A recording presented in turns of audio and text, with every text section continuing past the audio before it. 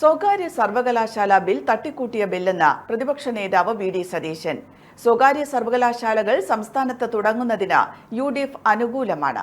എന്നാൽ ഉന്നത വിദ്യാഭ്യാസ മേഖലയിൽ ഇന്ന് നിലനിൽക്കുന്ന പ്രശ്നങ്ങൾ പരിഹരിക്കാനുതകുന്ന യാതൊന്നും തന്നെ സർക്കാർ സഭയിൽ അവതരിപ്പിക്കാൻ പോകുന്ന ബില്ലിലില്ലെന്ന് പ്രതിപക്ഷ നേതാവ് വാർത്താസമ്മേളനത്തിൽ പറഞ്ഞു. സംസ്ഥാനത്ത് നിന്ന് നിയമസഭയിൽ ഉന്നത വിദ്യാഭ്യാസവുമായി ബന്ധപ്പെട്ടിട്ടുള്ള 3 സർവകലാശാല ബില്ലുകൾ വരികയാണ്. ആദ്യത്തെ ബില്ല് സംസ്ഥാനത്ത് സ്വകാര്യ സർവകലാശാലകൾ ആരംഭിക്കുന്നതിന് വേണ്ടിയിട്ടുള്ള ഒരു ബില്ലാണ്.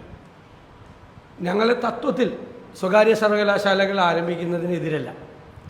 പക്ഷേ ഈ ബില്ല് യഥാർത്ഥത്തിൽ കേരളത്തിലെ ഉന്നത വിദ്യാഭ്യാസ രംഗത്ത് നിലവിലിരിക്കുന്ന പ്രശ്നങ്ങളെ, അത് നേരിടുന്ന ഗൗരവതരമായ വിഷയങ്ങളെ അഡ്രസ്സ് ചെയ്തുകൊണ്ടുള്ളൊരു ബില്ലല്ല.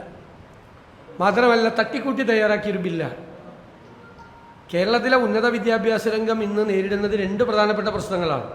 ഒന്ന് ബ്രെയിൻ ഡ്രെയിനാണ്, കുട്ടികൾ വേറെ സ്ഥലത്തേക്ക് പോവുകയാണ്. 2, സർക്കാർ കോളേജുകളിലും എയ്ഡഡ് കോളേജുകളിലും അൺഎയ്ഡഡ് കോളേജുകളിലും വിദ്യാർത്ഥികൾ ഗൗരവതരമായി കുറഞ്ഞു വരികയാണ്. നിരവധി അൺഎയ്ഡഡ് എഞ്ചിനീയറിംഗ് കോളേജുകൾ പൂട്ടി. എയ്ഡഡ് കോളേജുകളിലും ഗവൺമെൻറ് കോളേജുകളിലും പ്രധാനപ്പെട്ട കോഴ്സുകളിൽ പോലും വിദ്യാർത്ഥികൾ ഇല്ലാത്ത സ്ഥിതിയിലാണ്.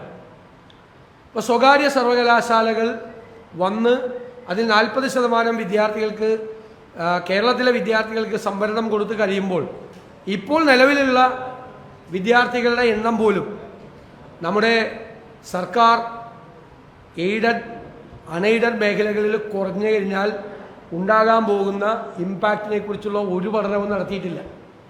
മാത്രമല്ല, ആർക്കാണ് ഇത് കൊടുക്കാൻ പറ്റുന്നത്? ആർക്കും കൊടുക്കാമെന്നുള്ള രീതി ശരിയല്ല. കേരളത്തിലെ വിദ്യാഭ്യാസ മേഖലയിൽ നിരവധി വർഷക്കാലമായി പ്രവർത്തിക്കുന്ന വിശ്വാസ്യതയുള്ള കോർപ്പറേറ്റ് ഏജൻസികളുണ്ട്. അവർക്കൊരു പരിഗണന കൊടുക്കണ്ടേ സ്വകാര്യ സർവകലാശാലകൾ ആരംഭിക്കുമ്പോൾ? എനിക്കൊപ്പം ഫാമിലി കണ്ട സ്വപ്നം. എന്റെ ഇഷ്ടങ്ങൾ എന്റെ ഫാമിലിക്ക് അറിയാം. Family wedding centre.